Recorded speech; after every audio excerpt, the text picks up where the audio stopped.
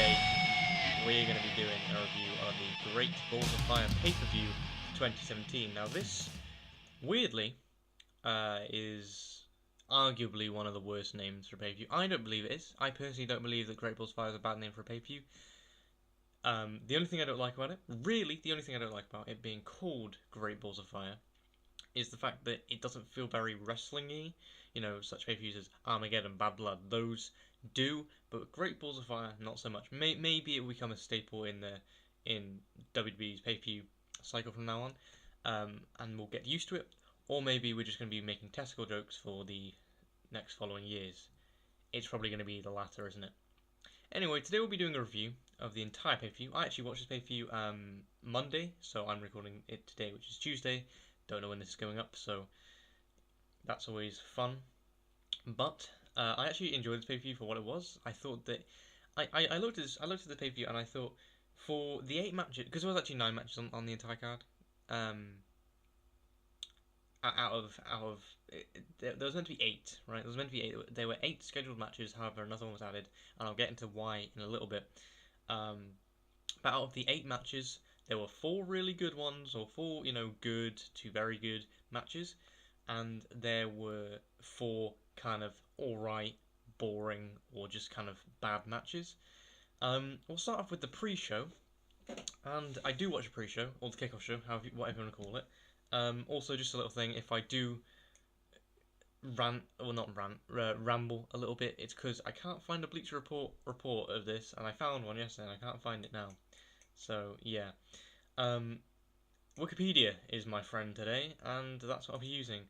Anyway, Wikipedia states it to be the pre-show, so it's a pre-show at the moment. I always call it a pre-show. I don't like the name kickoff show. I prefer pre-show. Kickoff show sounds like a kickoff show to me should be kicking off the show, and I guess it does in a way. But a pre-show is kind of better because it's like before the show, everyone's kind of filing in. Here's a match to get you interested in the night ahead type thing. And the match that we had was Neville versus Akira Tozawa for the WWE Cruiserweight Championship match. Akira Tozawa was accompanied to the ring by Titus O'Neil. I thought this match was really fun and good. I wouldn't say go out your way to watch it. It's on YouTube because it's on the pre-show. But I found this match to be quite good. Personally, I actually did somewhat enjoy the match. These two have got very good chemistry. I really like Akira Tozawa. I think Akira Tozawa is one of the best cruiserweights in the division. Just another thing, I always forget about this. I always forget about to do a news segment in any of the podcasts I've done so far. I haven't spoken about Morinala returning. I haven't spoken about the Del Rio situation. I'm not going to talk about any of that because I believe the Del Rio situation I don't know that much about, and the Morinala situation is a bit old. We all know that he's back. However, the news at hand is Austin Aries has been released by WWE at this point, and two things about it. It sucks that he's left and that he's been released, but at the same time, it's kind of a good thing because it means that he can actually go and do stuff. He could go back to Ring of Honor. He could go work Japan. Imagine him working Japan. I think Austin Aries could do some pretty good stuff in New Japan, or even Noah. That's one of the promotions, right? But apparently, it was a mixture between that he wanted to leave and that WWE wanted to let him go anyway. The last thing I heard, he was injured, or he was dealing with injuries. I don't know. I haven't really been keeping up with the story. I just know that he's been released, and he's been released. Anyway, this match, as I said, Neville defeated Akira Tozawa by basically, I think if I remember correctly, he countered a move and he put him on the top rope, so basically crotching him, I guess is the word, to describe it. So almost like a low blow, I guess. I don't know the exact word for it. I think it's crotching. I think that's the word they use. I'm not too sure. But then he basically kicks a rope and then kicks him in the stomach or the lower,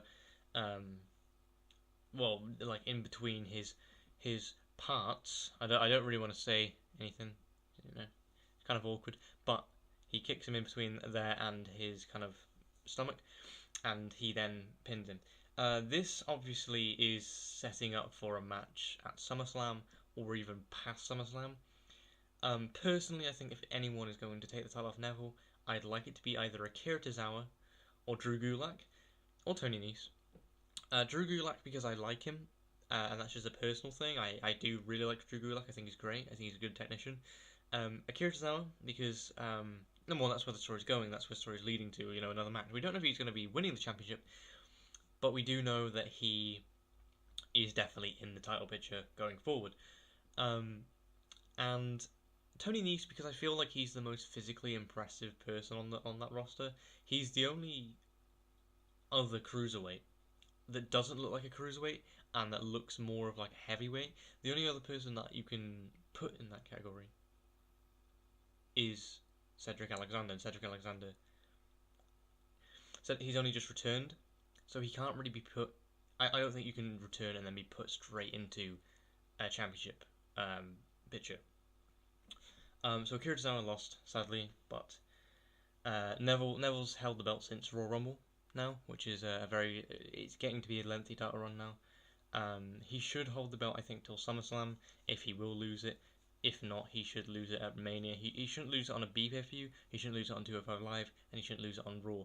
If he's going to lose it at either Royal Rumble, Money in the Bank. I know it's a SmackDown pay-per-view, but it's still I class as one of the big five. So Royal Rumble, Money in the Bank, Survivor Series, SummerSlam, or WrestleMania. Any one of those, any one of the big five pay-per-views, he should lose it at. And then the show began. Also, just a few other things on the pre-show. Dana Brooke was in a interview. She came to the pre-show panel, and she basically sat down and she spoke about the women's match, and she spoke about who she wanted to win. And I found it really funny because David Otunga, I actually like David Otunga on the pre-show panel, not on commentary, but on the pre-show panel. I thought he was pretty good. Basically, someone asked Dana, who would she want to face, either Alexa or Sasha Banks, and she said that she'd rather face Sasha Banks. I'm pretty sure she did. However, I think David Otunga said, who would you think you'd be better suited to face? And she said Alexa. So then basically he turned around and said, so you'd rather pick Alexa to win? So yeah, I guess. And basically, she was kind of shut down there. I mean, it does kind of expose her for her weakness on the mic, but I mean, getting shut down by David Otunga isn't exactly what you want on your resume, is it really? Emma came in on the pre-show as well and kind of took it to the side, and we didn't see Dana Brooke after that. I don't know what's happening. I have seen a little bit of Raw as I'm recording this. I've seen a few things. I don't know if there's anything about Dana Brooke or Emma currently on the show. However, and there was another thing that happened on the pre-show as well, and I can't remember what it was. But I know Paul Heyman had a sit-down interview with Charlie Caruso, or it was more of a Q&A session. He does a lot of them actually whenever Brock Lesnar's on a pay-per-view, which is always good. There was something else that happened, and I can't remember what it was. Don't think it really matters though. But anyway, then the main show started, and it started off with a really weak opener. Now I think last week I think I said that the Miz Dean Ambrose should have opened. Either that or Sasha Banks, Alexa Bliss, or even Cesaro and Sheamus should have opened, I think. And looking back on it, I think potentially Cesaro and Sheamus should have opened, or the Miz and Dean Ambrose should have opened. Because I feel like where your position on the show will dictate how good of a match you have. I'll get into the Dean Ambrose match in a little bit, but the match that Bray Wyatt had with Seth Rollins wasn't very good. I don't care. The build was really bad. There wasn't a build. That was one of the main problems with this. But you can't turn around and say you don't like the match because you don't like the build. That doesn't make sense. Because let's say if Brock Lesnar let's say Brock Lesnar Samoa Joe had a really, really bad build, right? But then they turned around and had a really, really good match.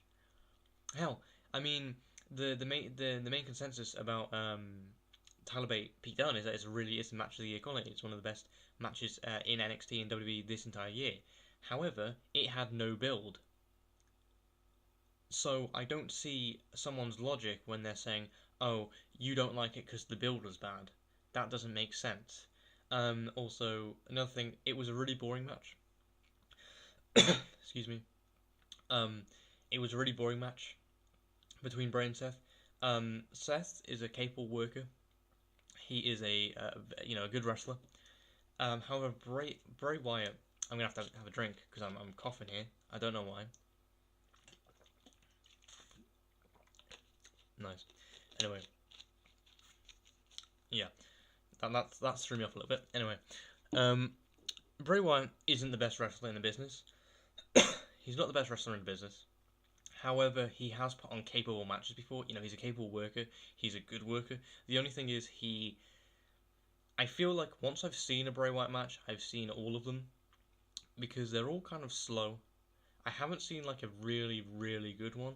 I've heard that the Roman Reigns Bray Wyatt one from, I believe, Extreme Rules or Hell in a Cell was pretty good. I don't know what pay-per-view it was on. It's probably something else like Payback or something. But this match was just very boring.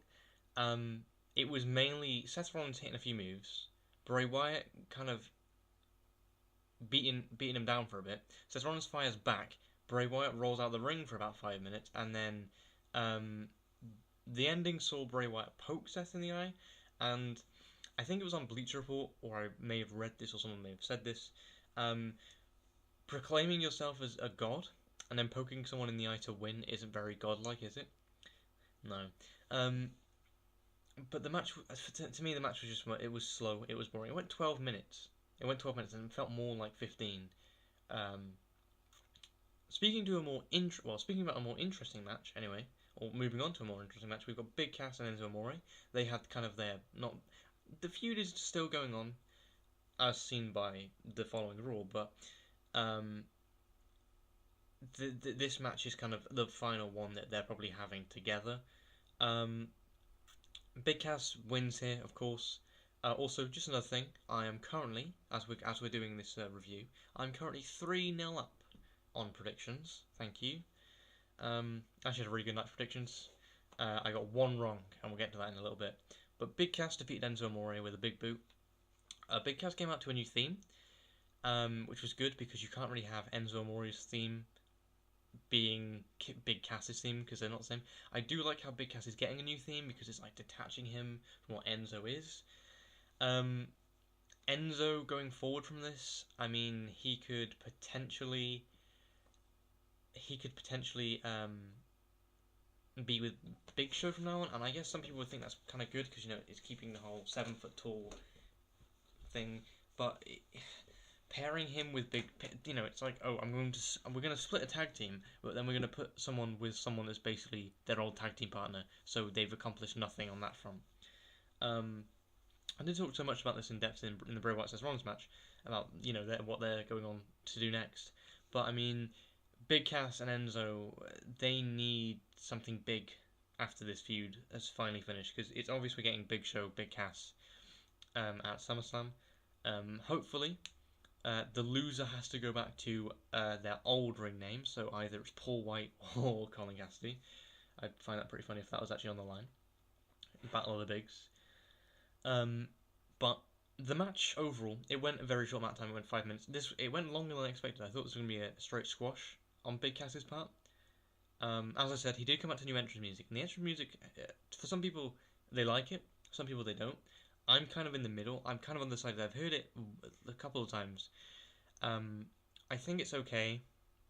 However, there's like a weird segment in it. There's like this weird sound that happens every now and then in it, and it doesn't suit Big Cass. It kind of reminds me of the old Natural Disasters theme, because it's kind of like hard, I guess drums, but slow drums, like he's walking to the ring type thing, which is kind of cool.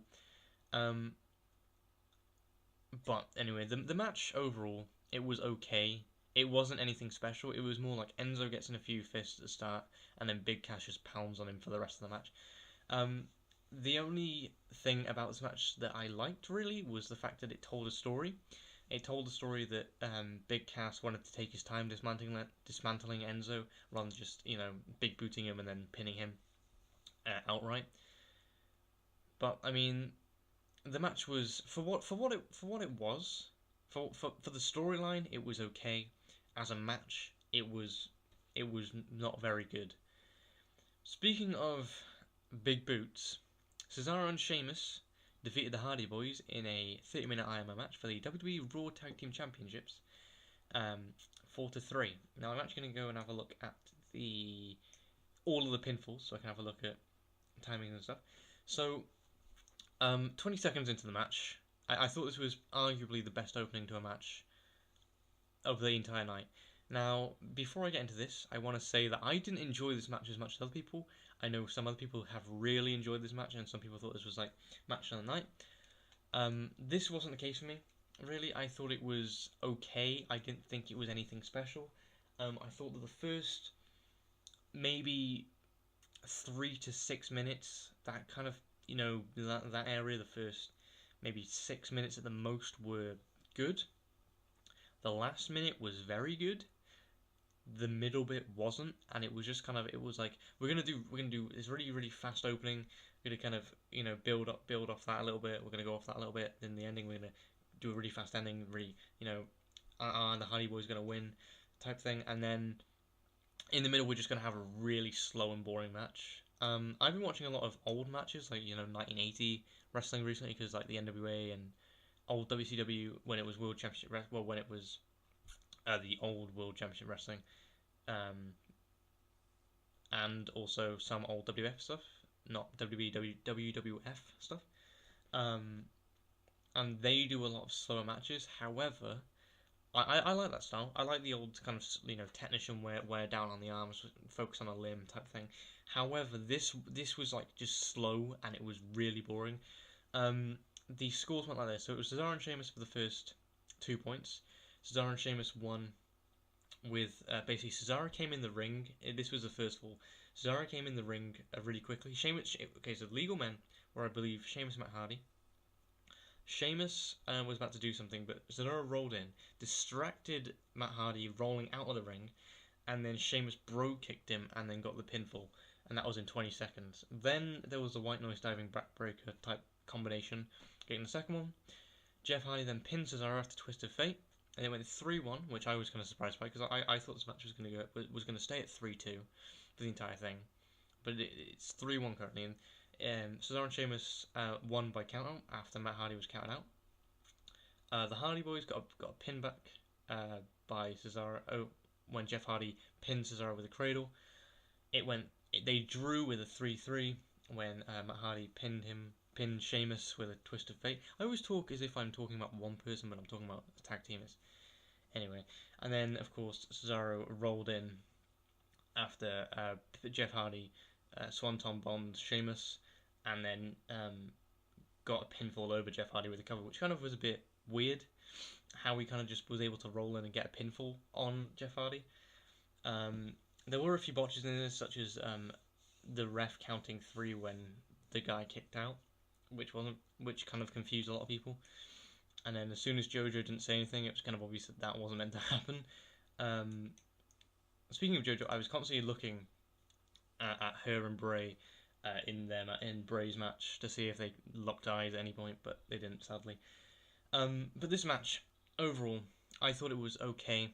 Cesaro and Sheamus, I don't know what they're going to be doing from now on. I don't know where they're going to go, if they're going to go into a program with the Revival, with the Club. I mean, what face tag teams are there on Raw? You've got Heath Slater and Rhino. Is that it? I can't think of any others.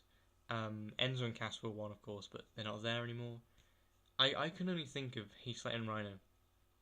That their tag team division isn't that good. Maybe I'm forgetting of someone. Maybe I'm forgetting someone quite kind of big who's face tag teams. I mean, you've got the Hardy Boys, but I don't really want to see the Hardy Boys face Cesaro and Sheamus again. I mean, watching a little bit of Raw before, it seems like potentially the Hardy Boys could be going into a feud with the Revival or even the Club. I don't know. Anyway, getting on to one of my favourite matches of the night. This was kind of like, so we had like a good match, then like 3 like kind of boring matches in my opinion, then we had like a good match. And this was Sasha Banks against Alexa Bliss for the WWE Raw Women's Championship.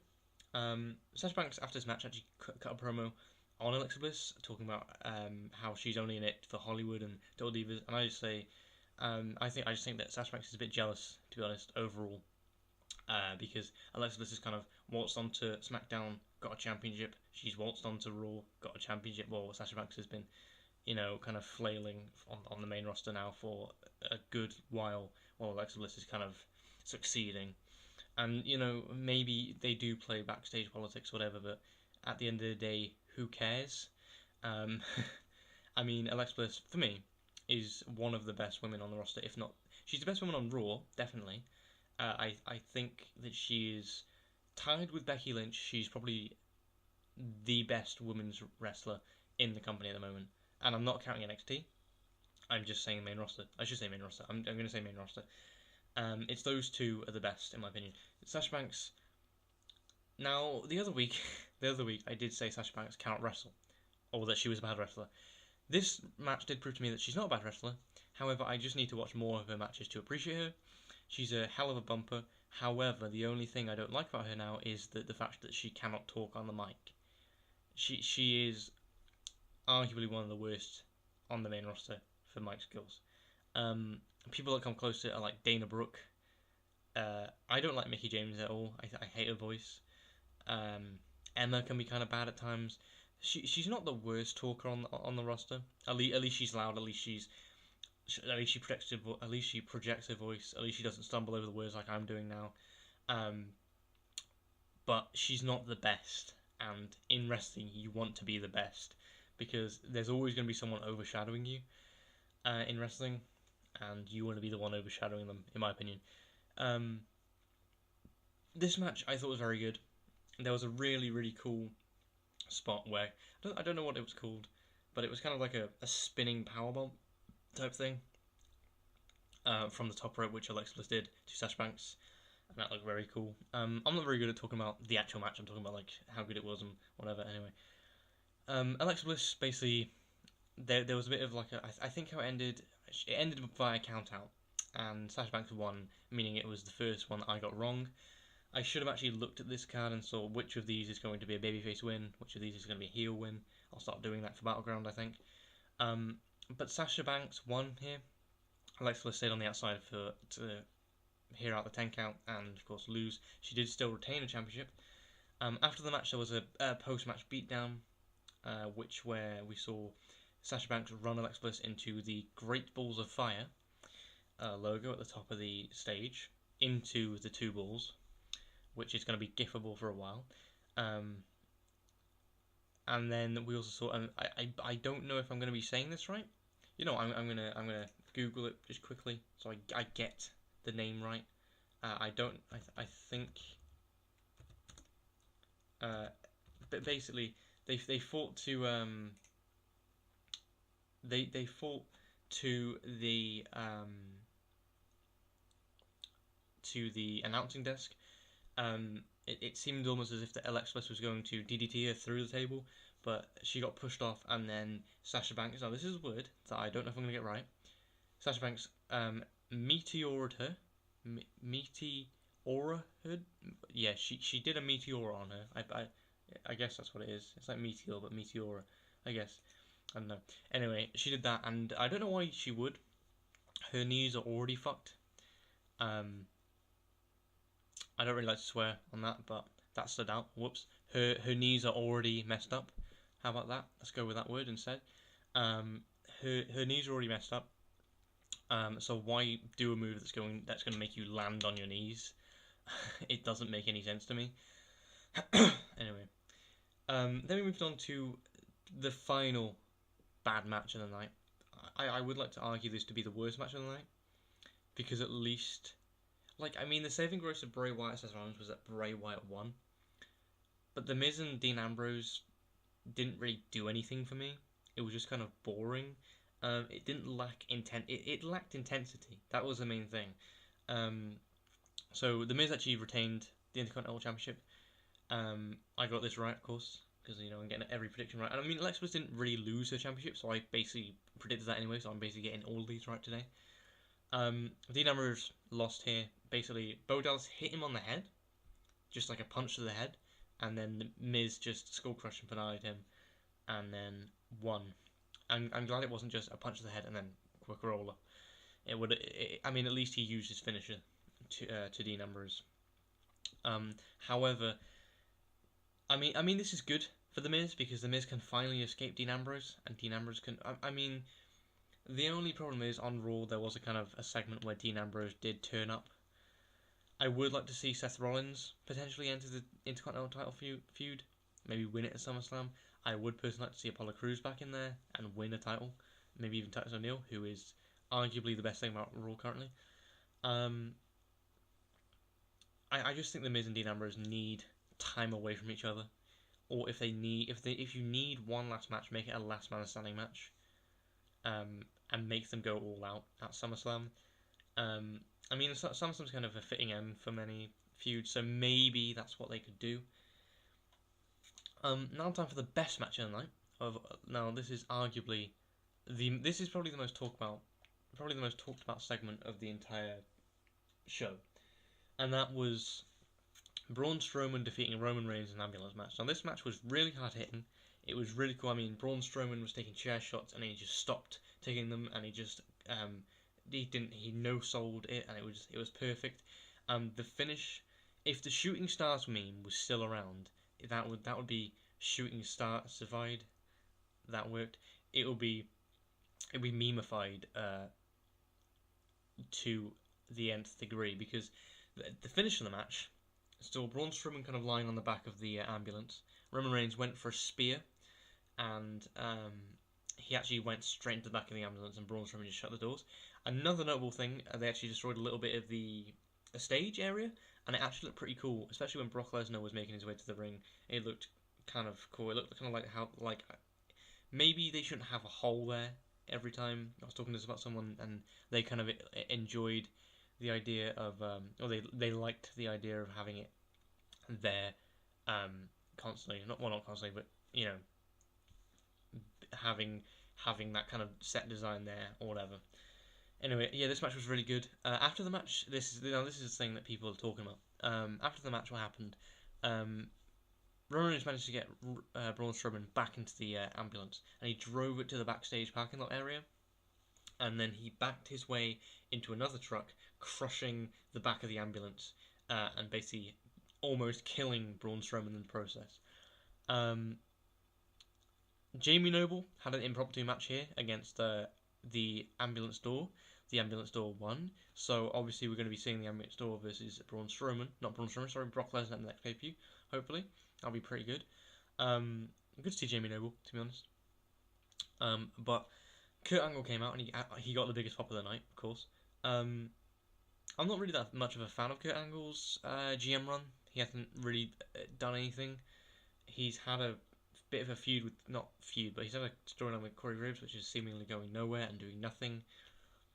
I don't know if anything of that happened on Raw this past Monday, because I haven't seen it all of it yet.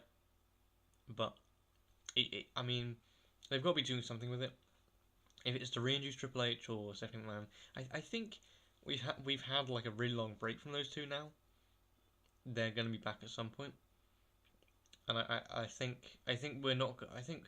we're going to see them again by WrestleMania, because mainly Triple H needs that paycheck, and potentially we'll be seeing Kurt Angle versus Triple H at Mania potentially, which could be a decent match because both men are capable workers, especially Triple H. I mean, they both are. I shouldn't say especially, because they both are.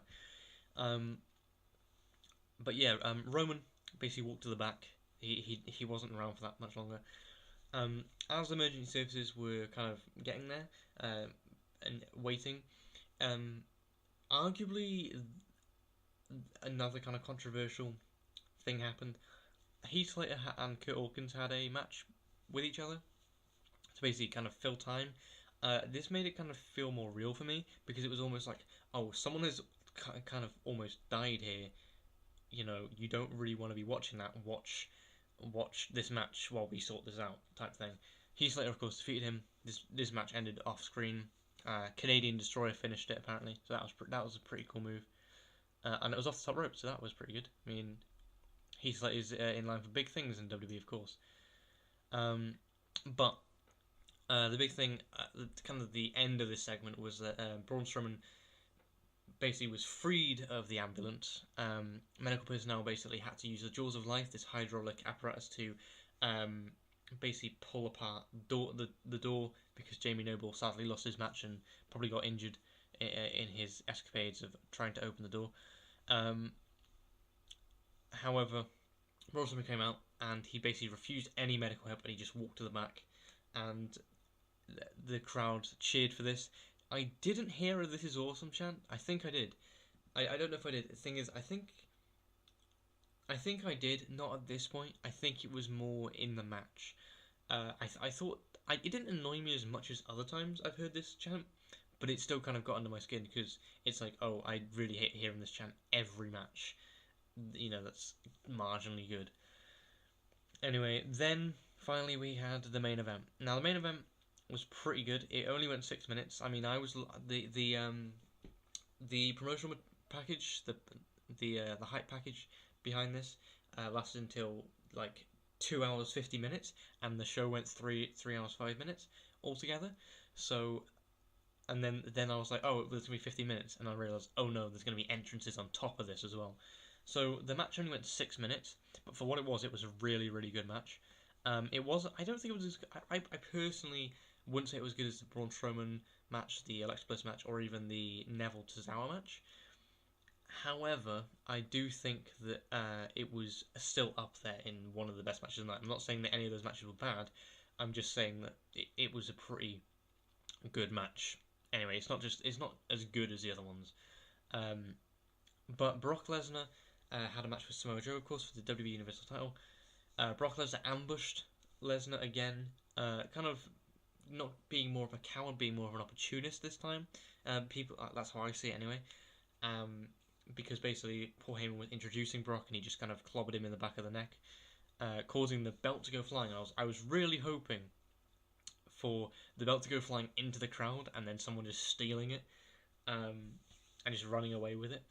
Because I've actually watched this match twice now. I've watched the Braun Strowman match 3 times now, which it hasn't got better with every watch. It's kind of stayed the same really on the second and third watches, but it's still a very good match. Anyway, they basically had it felt almost like a brawl rather than a match.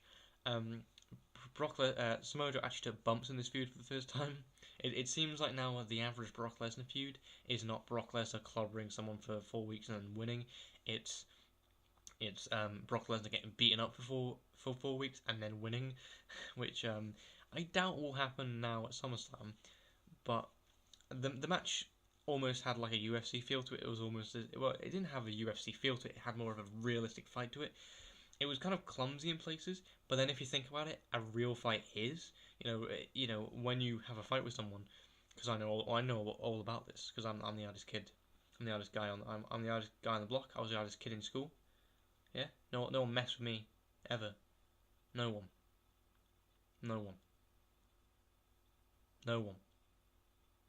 But when you have a fight, I mean, because I know all about this, fighting 101. You don't just it's not like punch, no one's falling over each other. It's like everyone's going to be falling over each other type thing. Or it's going to be really clumsy. That's what I'm trying to say. Yeah, I kind of threw myself off by doing a really bad joke. Anyway, the match ended when I believe Samoa Joe had Brock Lesnar in the Coquina Clutch. Brock Lesnar then reversed this into an F5. He got him up on his shoulders and then got F5'd him and then won, of course. This match was really good because it was it was really on your edge, on the edge of your seat type stuff. Because at the start of the match, I mean, Samoa Joe put Brock Lesnar through a table straight away, and Brock Lesnar was selling like a madman as well because he people go through tables all the time. But Brock Lesnar actually went through it it was the first table he'd ever gone through. I was hoping at the start of the match Brock Lesnar was just like, no, screw you, I'm just going to go to the back. You can have your match some other time. I'm done. No. I just walked away. But it was good that Brock stayed and actually had a pretty decent match. Brock Lesnar, I like these short matches. I don't think Brock should be doing, really long matches. He should be doing, under 10 minutes, around 5-minute matches. Because they're really hard hitting and they're really quick. And quick matches, I think, they're not necessarily better than slow matches, but they're more. they're more intense in a way. They're quicker to grab your attention, is what I'm trying to say. Anyway, overall, this entire show was good. I mean, I went 7-1 on predictions. I did predict Heath Slater to win, so I did technically go 8-1 as well. So, yeah, I technically went 9-0 as well, because I mean, I did predict Alexa Bliss to retain her championship, not lose the championship to Banks. I mean, another thing about Banks, I did say before that I'm going back on what I'm saying. I'm basically going to say this again. I'm going back on what I'm saying about Sasha Banks. I don't think she's a bad wrestler. I just think that she's not very good on the mic. And I instantly, as soon as I hear someone talking on the mic, I'm going to judge them on everything. And it's because it's kind of like, because you see, I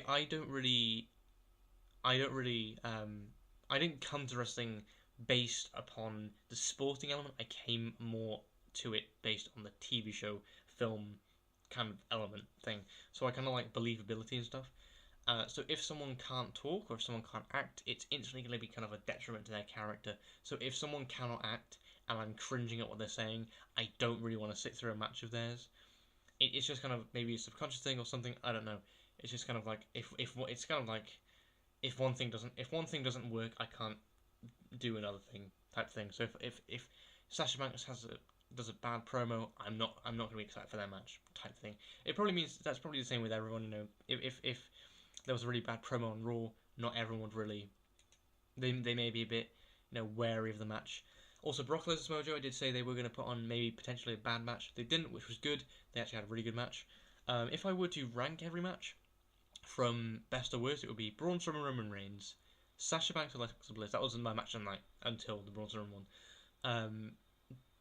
Neville versus Akira Tozawa, Brock Lesnar, Samoa Joe, and then I'd go probably Cesaro, Sheamus, Big Cass, Miz, then Bray Wyatt. I think Bray Wyatt, that match was just too boring. I think it was, to me it was just too boring, and it was just too slow. The Miz that match is very close as well, but I mean the entire pay per view for what it was pretty good. I mean it was the first ever Great Balls of Fire pay per view. I thought it was for what it was. It fulfilled expectations. However, it could have been better in mainly some areas, such as Bray Wyatt's match and potentially the Big Cass feud, and also I didn't enjoy the tag team match as much as others. I guess I can understand why people enjoyed it, but I personally didn't. So anyway, I think that'll do it for this episode of the Kickin Out of Kayfabe podcast. That was, of course, a review of the Great Balls of Fire pay-per-view. I've been your host, Adam, and the next edition of the Great Balls of Fire... No, the next edition of the Great Balls of Fire podcast, of course, the next edition of the Kickin Out of Kayfabe podcast is hopefully going to be a review of Raw and SmackDown. I'm not doing NXT. I'm potentially stopping watching NXT anyway because I'm not enjoying it that much. I don't know if I mentioned, I started watching NXT like 2 weeks ago, but I'm going to stop watching it probably this week because I don't enjoy it that much. Don't know why I mentioned this at the end of the podcast, but who cares? Anyway, the next edition of the Kickin Out of Kayfabe podcast will be a review of Raw and SmackDown for this week. The next WWE pay-per-view is a SmackDown Live exclusive one. Trying to get me words out, not working. Is Battleground, where the main event will be the Punjabi Prison match between Jinder Mahal and Randy Orton for the WWE World Championship. I've been your host, Adam. Thank you for listening to the 5th ever edition of the Kickin Out of Kayfabe podcast.